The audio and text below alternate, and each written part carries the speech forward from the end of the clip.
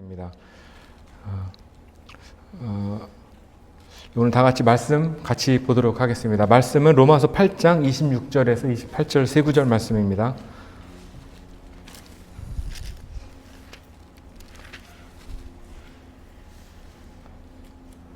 로마서 8장 26절에서 28절 세 구절 말씀을 한 목소리로 같이 읽기를 원합니다. 함께 26절 읽겠습니다. 시작. 이와 같이 성령께서도 우리의 연약함을 도우시나니 우리가 마땅히 기도할 바를 알지 못하나 성령께서 말로 할 수 없는 신음으로 친히 우리를 위해 중보하시느니라.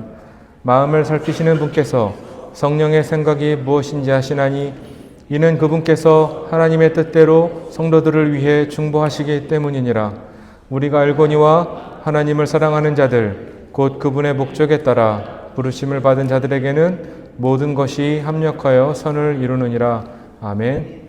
잠시 기도하겠습니다. 하나님, 오늘 화창한 날씨로 인해서 감사를 드립니다. 때로는 우리가 하나님을 떠나 있어서 죄 가운데 있을 때에도 우리 마음이 어두워 주님의 말씀의 빛을 받지 못할 때가 많이 있습니다. 오늘 혹시라도 주님 말씀 앞에 있는 우리의 마음을 볼 때에 어두움 가운데 있거나 또 죄 가운데 있거나 주님을 떠나 있는 그런 마음들이 있다면 오늘 말씀의 빛 앞에 나와 또 하나님의 사랑을 알고 또 주님을 배울 수 있는 시간 될 수 있도록 인도해 주시옵소서. 예수님의 이름으로 기도드렸습니다. 아멘. 말씀의 제목은 우리의 연약함을 도우시는 성령님입니다. 성령님은 우리 하나님 아버지와 또 예수 그리스도만큼이나 중요하신 분입니다. 이분은 한 분이시기 때문입니다. 그럼에도 불구하고 우리는 성령님에 대해서 잘 배우지 못하고 또 그에 따라서 또 성령님을 따르는 삶을 잘 살지 못할 때가 참 많지 않나 이렇게 생각을 하게 되었습니다. 우리의 연약함을 도우시는 성령님 이라는 제목으로 말씀을 전합니다. 로마서 8장은 로마서 안에서 저는 굉장히 중요하다고 생각이 듭니다. 사도 바울은 로마서 1장부터 7장까지 이렇게 기록합니다. 온 인류에 죄가 임했습니다. 그로 인해서 모든 죄인들은 영원한 죽음과 형벌을 받게 되었다. 또 그런데 그 죄의 문제는 유일하신 독생자이신 예수 그리스도께서 죽으심으로 해결되었다. 그래서 모든 죄인은 예수 그리스도의 죽음 가운데서 함께 죽으며 그분의 생명 안에서 다시 살 수 있다. 이것이 로마서 1장에서 7장까지의 진리입니다. 그리고 저희가 오늘 본문 로마서 8장을 읽었는데 8장의 시작은 마치 그 법원의 최종 판결과 같은 말씀으로 시작을 합니다. 우리가 잘 아는 말씀인데 8장 1절에는 그러므로 이제 그리스도 예수님 안에 있는 자들에게는 정죄함이 없나니 그들은 육신을 따라 걷지 아니하고 성령을 따라 걷느니라. 이는 그리스도 예수님 안에 있는 생명의 성령의 법이 죄와 사망의 법에서 나를 해방시켰기 때문이라. 율법이 육신으로 말미암아 연약하여 능히 하지 못하는 것을 하나님께서는 하셨나니 곧 자신의 아들을 죄 많은 육신의 모양으로 보내시고 또 죄로 인하여 육신 안에서 죄를 정죄하셨느니라. 이것은 육신을 따라 걷지 아니하고 성령을 따라 걷는 우리 안에서 율법의 의가 성취되게 하려 하심이니라. 저는 신앙생활을 하다가 예수 그리스도에 대한 믿음이 있고 하나님을 사랑하고 그런 신앙생활을 하다가도 정말 셀 수 없이 내가 구원을 받았는가라는 의심을 하면서 고민할 때가 정말 많았습니다. 그때마다 제가 돌아가는 말씀은 로마서 8장입니다. 이것은 제 의견이 아니라 어떤 사람들의 많은 다수의 결정이 아니라 하나님의 주관적인 죄인을 향한 선포이기 때문입니다. 그리스도 예수님 안에는 생명의 성령의 법이 죄와 사망의 법에서 나를 해방시켰기 때문이라. 여기에는 우리의 감정이 개입되지 않습니다. 어떤 다수결의 원칙이 있다 할지라도 그 결정은 이 하나님의 결정을 번복하거나 바꿀 수 없는 것입니다. 우리가 모두 한때는 죄인이었습니다. 또 한때는 어둠 가운데 있었습니다.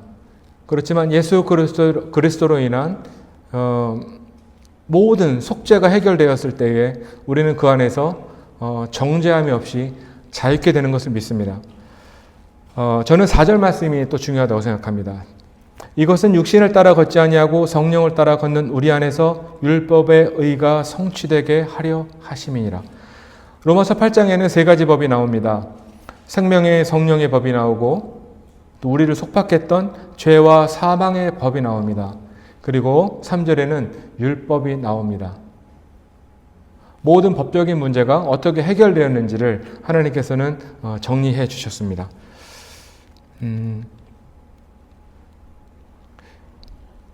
인류가 타락한 이후에 모든 역사 가운데서 하나님의 의의 기준을 통과한 사람은 아무도 없습니다. 아담이 타락한 이후에 모든 자연 만물을 비롯해서 모든 사람들은 죄로 물들었습니다. 여기에서 자유케 되는 사람은 하나도 없죠. 하나님의 의의 기준이라는 것은 쉽게 말해서 율법을 다 지킬 수 있느냐라는 것입니다. 그래서 로마서 3장 20절에는 그러므로 율법의 행위로는 어떤 육체도 그분의 눈앞에서 의롭게 될 수 없나니 율법으로는 죄를 알게 되느니라 이렇게 기록하고 있습니다. 또 갈라디아서 3장 11절에도 비슷한 말씀이 있습니다. 그러나 하나님의 눈앞에서는 아무도 율법으로 의롭게 되지 못할 것이 분명하니 의인은 믿음으로 살리라 하였느니라. 그런데도 사도 바울은 이런 기록을 하나 남긴 적이 있습니다. 빌립보서 3장 6절에서 율법에 있는 의에 대하여는 흠이 없는 자로다. 어떻게 생각하십니까? 하나님께서는 어떠한 사람도 율법으로 의롭게 되지 못한다고 말했고 사실 그것도 사도 바울의 기록이에요. 또 빌립보서 3장 6절에서 지금 읽었듯이 율법에 있는 의에 대하여는 나는 흠이 없다라고 사도 바울은 얘기했습니다. 율법을 행하는 것과 율법의 의를 성취하는 것은 다른 문제입니다. 사도 바울은 그저 율법을 지키려고 본인의 일생을 걸었던 사람에 불과합니다. 율법을 지킨다고 노력하고 율법을 지킨다고 시도를 한다는 것이 율법의 의를 성취하는 것은 아닙니다. 하나님께서는 율법을 지키라고 율법을 주시기는 하였지만 죄인이 그 율법을 지키는 것은 것으로는 절대 의롭게 될 수가 없습니다. 그럼에도 불구하고 하나님의 절대적이고 완벽한 율법의 기준을 충족시키는 부류의 사람들이 있습니다. 바로 저와 이 자리에 계신 성도님들입니다. 예수 그리스도를 구원자로 받아들인 모든 사람들은 율법의 의를 100% 충족을 시킬 수가 있습니다. 이것이 갈라디아서 3장 13절에 있습니다. 들어보십시오. 그리스도께서 우리를 위해 저주가 되사 율법의 저주에서 우리를 구속하셨으니 기록된 바 나무에 달리는 모든 자는 저주받았느니라. 빌립보서 3장 9절에는 율법에서 난 내 자신의 의가 아니라 그리스도의 믿음을 통한 의, 믿음으로 말미암아 하나님에게서 난 의를 소유한 채 그분 안에서 발견되려 함이라. 아멘. 이것이 중요한 것입니다. 저와 성도님들의 율법의 의를 성취할 수 있다면은 우리의 공로가 아니라 예수 그리스도의 공로로 인하여 우리는 율법을 성취할 수 있는 것입니다. 이 말이 뭐냐면 하나님께서는 모든 사람에게 의를 요구하시는데 이 의라는 것이 여러 가지가 있습니다. 종교적인 것도 있습니다. 어떤 사람은 높은 교육이 그 사람에게 어떤 의가 될 수가 있습니다. 열심이 있고 내 선한 양심이 나를 의롭게 만든다고 하는 사람들도 많이 있습니다. 의외로 이런 사람 많이 있습니다. 내가 선한 양심을 가져서 그렇게 큰 죄를 짓지 않았던 거예요. 또 어떤 사람은 자기가 겸손한 것을 잘 압니다. 그래서 이것이 내 의가 된다고 생각하는 사람이 있습니다. 또 어떤 사람은 이타심이 너무 크고 사람을 사랑하는 마음이 크기 때문에 이것이 또 의라고 착각하는 사람들이 있습니다. 그렇지만 하나님은 이러한 제가 말씀드린 모든 의에는 관심이 없으시다. 너에게 오직 예수 그리스도의 의가 있느냐 없느냐를 가지고 하나님은 의를 얘기하십니다. 오직 예수 그리스도만 하나님의 율법의 의를 충족시키는 분이시기 때문에 우리는 그 의 안에서 발견되어야만 합니다. 사람이 지옥의 길을 가다가 하늘의 문을 향하는 유일한 방법은 예수 그리스도 안에서 그 의가 발견되는 방법밖에 없습니다. 마치 예수 그리스도라는 사람이 이렇게 서 있으면 우리가 빨리 그 뒤에 서서 우리의 자취를 감춰야 됩니다. 털끝 하나도 보이지 않도록 예수님 몸 뒤로 우리는 숨어야 합니다. 비록 모든 사람이 죄로 물들어 그 본성이 악하고 수많은 죄를 지었다 할지라도 하나님께서 그에게 예수 그리스도의 의를 발견하시는 순간 하나님은 그를 영접하시고 그를 완벽한 의인으로 여기십니다. 이것이 하나님께서 죄인을 자녀라고 부르시는 이유이고 이것이 바로 복음입니다. 로마서 8장은 이어서 거듭난 사람들에게 남아있는 중요한 문제를 말합니다. 정죄함이 없는 자들, 모든 속박과 그 형벌 가운데서 자유케 된 자들에게 중요한 문제가 또 남아있습니다.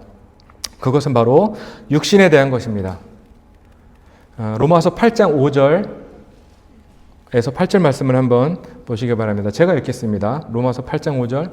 육신을 따르는 자들은 육신의 일들을 생각하거니와 성령을 따르는 자들은 성령의 일들을 생각하나니 육신적으로 생각하는 것은 사망이요 영적으로 생각하는 것은 생명과 평안이니라.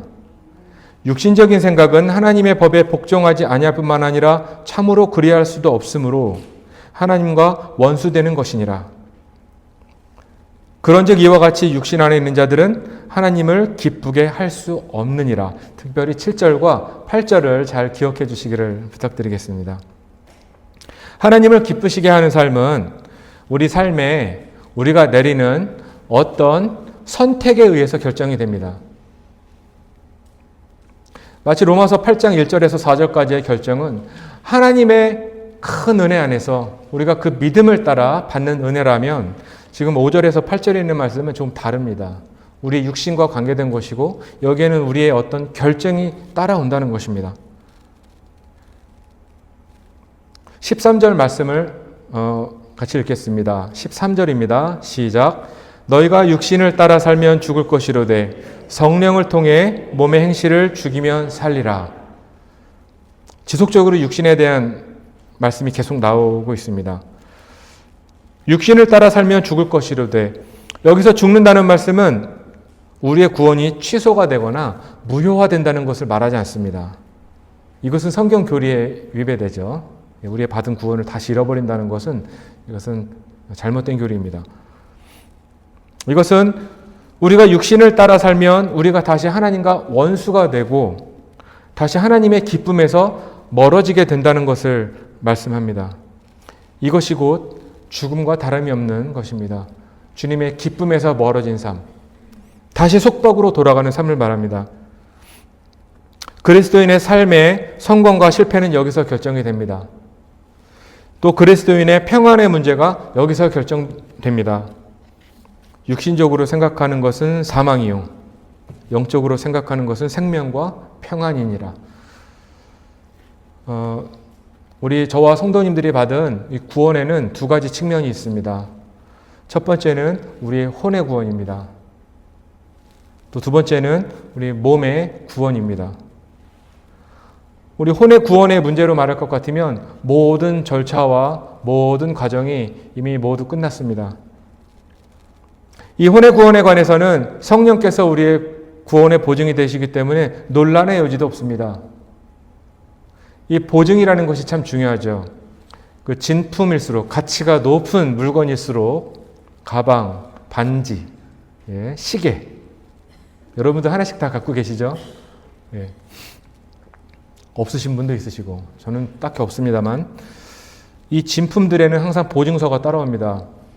내가 이것을 증명하기에 뭔가 부족함이 있기 때문에 어느 누군가가 이것이 얼마나 높은 가치의 물건인지를 증명하는 그 서류가 바로 보증서입니다. 하나님께서는 우리의 구원이 예수 그리스도로 인한 것임에도 불구하고 성령 하나님을 앞세워서 우리의 구원의 보증이 되게 하십니다.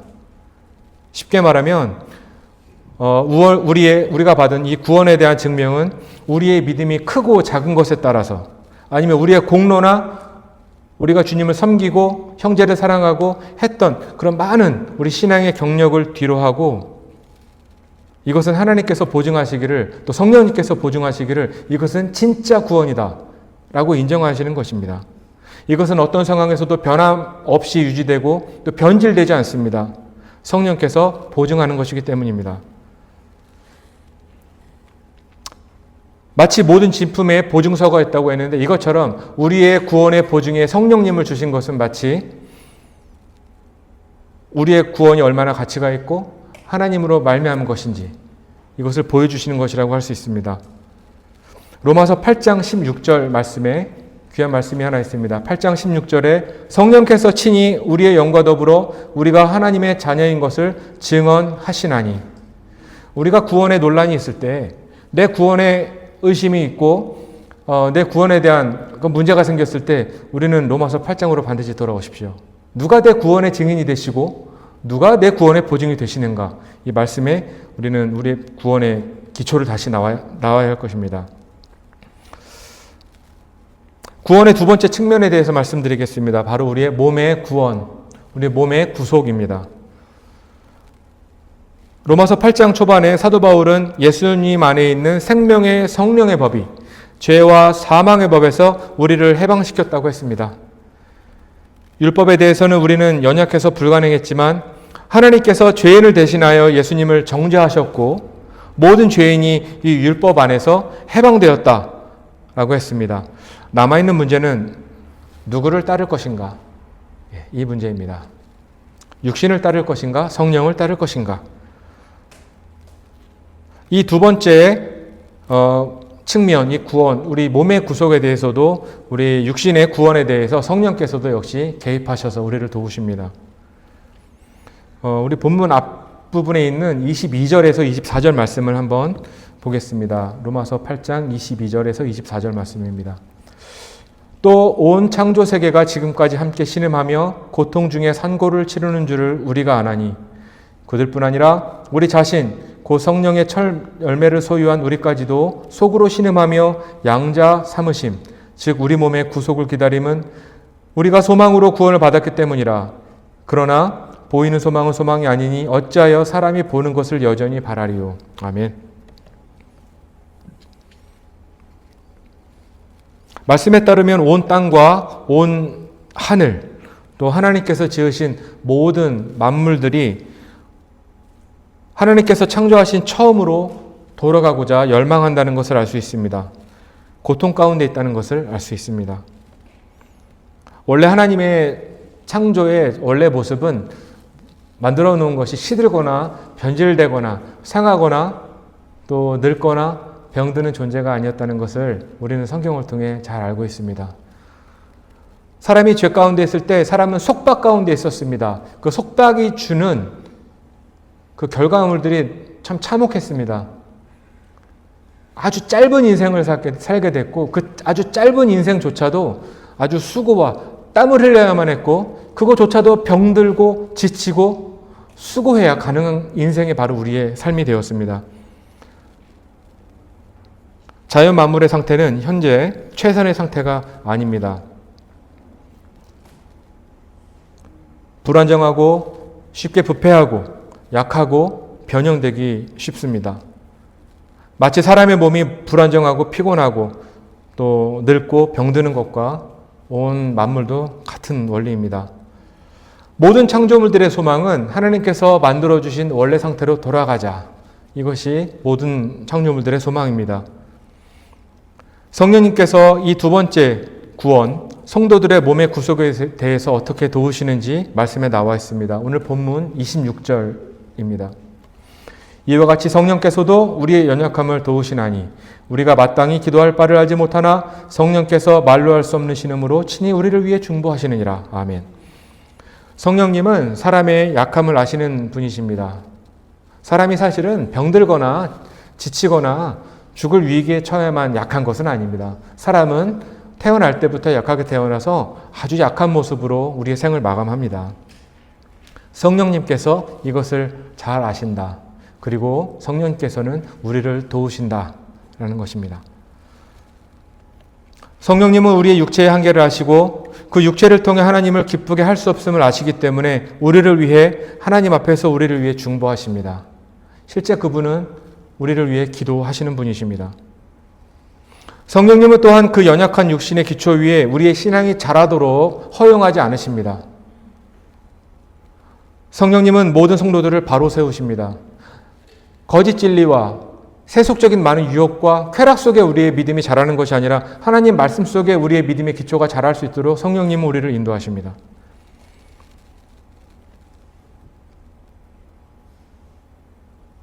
우리의 죄의 문제가 예수님을 통해서 완전하게 되고 깨끗게 되었다면 우리 구원 이후의 삶의 문제에 대해서 역시 우리를 깨끗하게 하고 우리를 완전하게 하시는 분은 누구십니까? 그분이 바로 성령 하나님이십니다. 마치 한 아이가 아주 넓은, 끝이 안 보이는 넓은 놀이동산에서 너무 기뻐서 막 달려가면서 기뻐하는 모습을 한번 상상해 보십시오. 아이는 이미 내 부모 곁을 떠나서 먼 곳에서 지금 즐겁게 놀고 있지만 아이 뒤를 계속 따라다니면서 아이를 지켜보는 엄마를 한번 상상해 보시기 바랍니다. 아이는 비록 내 부모의 위치와 내 부모가 무엇을 하는지는 알지 못하지만 어떤 부모도 그 아이의 시선을 내 눈에서 놓치는 부모는 없습니다. 마치 이것처럼 성령 하나님께서 우리를 그렇게 지키시고 우리의 모습을 계속 관찰하시는 분이 바로 우리의 성령 하나님이십니다. 우리가 흔히 오늘 말씀의 28절에 있듯이 모든 것이 합력하여 선을 이루느니라 라는 말씀을 참 잘 씁니다. 우리는 특히 좋은 일 있을 때 이런 말을 많이 씁니다. 우리 성도님들 내가 병들고 외롭고 큰 손해를 당하고 또 슬픔을 겪었을 때 이런 말 잘 안 쓰시죠. 그렇지만 내 기도가 응답되고 어떤 문제가 좀 해결이 되면 우리 이 말씀을 씁니다. 모든 것이 합력하여 선을 이루시는구나 이렇게. 근데 이 말씀을 오해하지 마시기 바랍니다. 우리의 선택이나 결정들을 하나님께서 잘 고려하셔서 최종적으로 하나님의 영광을 위해서 최선의 상태로 이끄신다는 것으로 우리는 오해할 때가 많이 있습니다.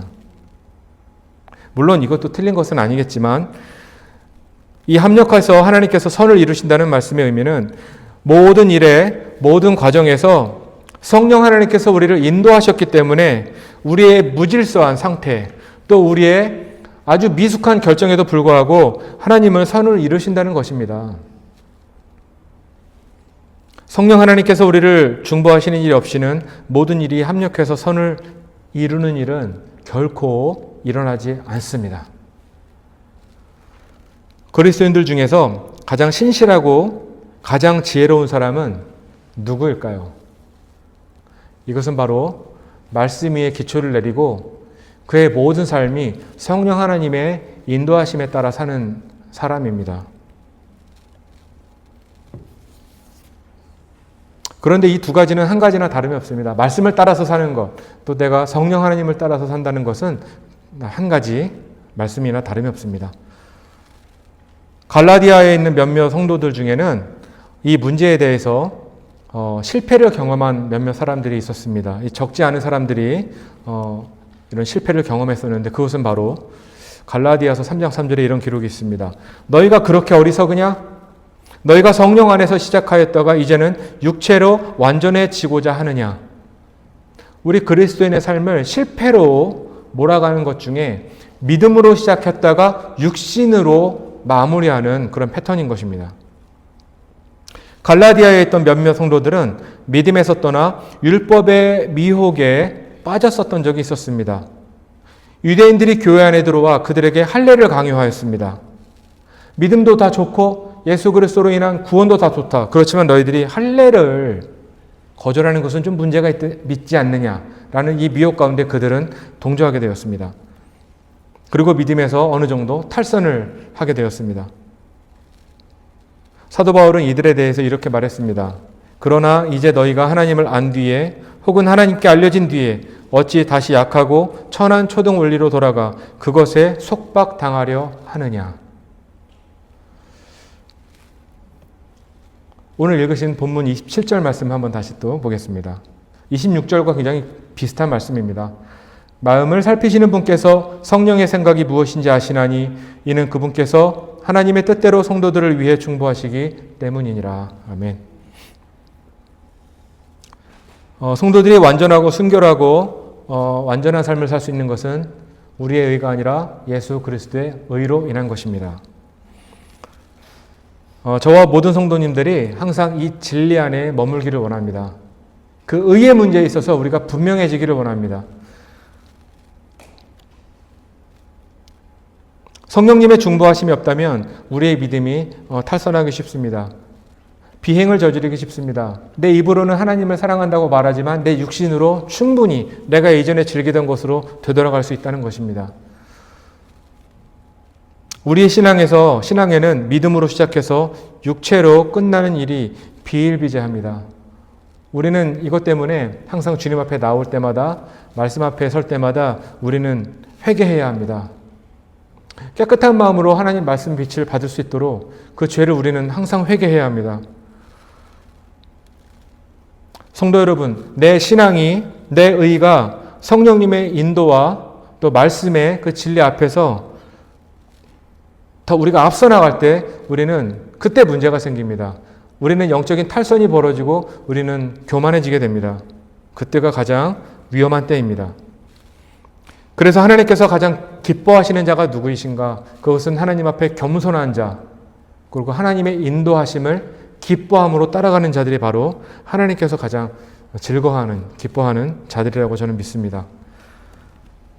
성령님께서 우리의 마음을 살피지 않으시면 우리는 육신을 따라 살게 됩니다. 우리의 신앙과 사이비 신앙을 한번 제가 비교를 하게 됐는데 그 차이점 중에 가장 큰 차이가 우리의 육신을 바라보는 관점에 큰 차이가 있더라고요.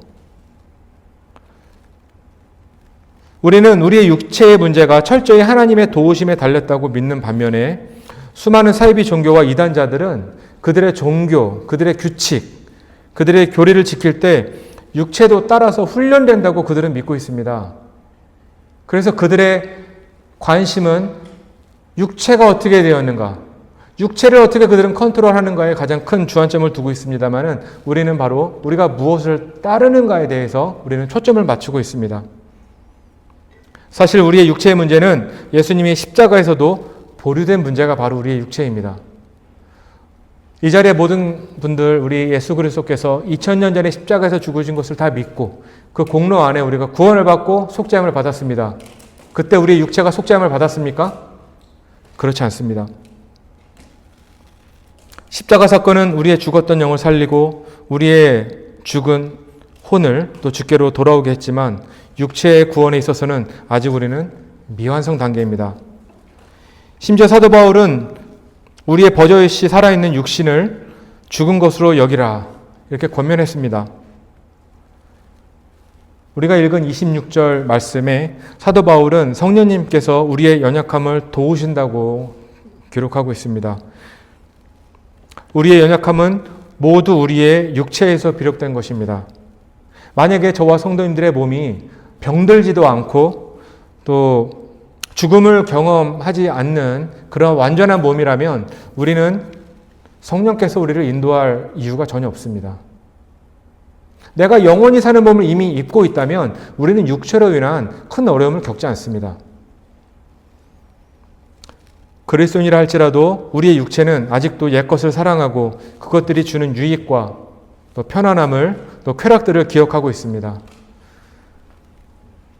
그리스도인들이 이것을 따를 때 끝없이 무기력해지고 또 주님의 기쁨에서 멀어지지만 반대로 이 육체에서 멀어져 성령님의 인도함을 받을 때 우리는 하나님의 강함 또 하나님의 능력을 우리는 체험할 수가 있습니다. 매일 기도하실 때 꼭 그 성령님께서 우리를 인도하셔서 우리가 육체의 삶에서 멀어질 수 있도록 그렇게 기도하시기를 부탁드리겠습니다.